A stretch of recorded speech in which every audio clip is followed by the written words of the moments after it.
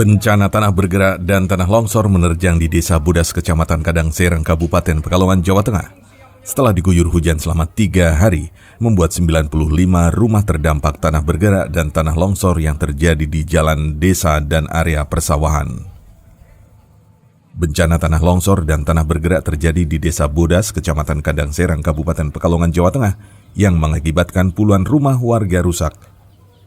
Bencana ini disebabkan curah hujan yang tinggi yang mengguyur di wilayah Desa Bodas sejak hari Jumat hingga Senin siang dan kondisi tanah yang labil.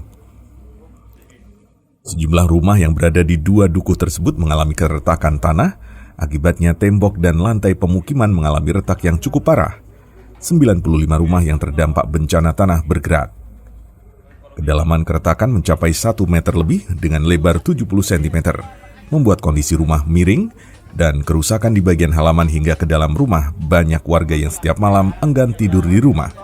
Pintu rumah tidak bisa ditutup. Hal ini membuat beberapa penghuninya merasa khawatir jika terjadi hujan turun dan terjadi bencana susulan, sedangkan meski demikian warga belum mengungsi.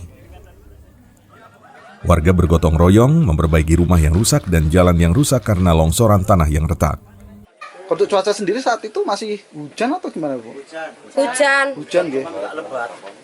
Ini yang retak bagian mana aja, Bu? Yang retak bagian belakang, dalam sama depan sini. Sedangkan untuk kawasan longsor berada di area persawahan warga, guguran tanah dan lumpur menyeret dan menutupi tanaman warga. Pada saat kejadian tengah diguyur hujan yang cukup lama, di area persawahan kurang lebih sawah 5 hektar longsor. Longsoran tanah sejumlah 1,5 km dengan lebar 250 meter dan kedalaman 10 meter. Sehingga aktivitas warga menjadi terganggu dan pemilik tanah sawah yang terkena tanah longsor tidak bisa beraktivitas. Hujan dari hari Jumat, Sabtu, Minggu, dan hari Seninnya pagi itu terjadi longsor, dan longsor awal itu di daerah pertanian yang sebelah selatan pemukiman, dan untuk terjadi tanah retak-retak dan bergeser itu kurang lebih pukul 10 siang itu untuk pemukiman itu sudah mulai retak-retak.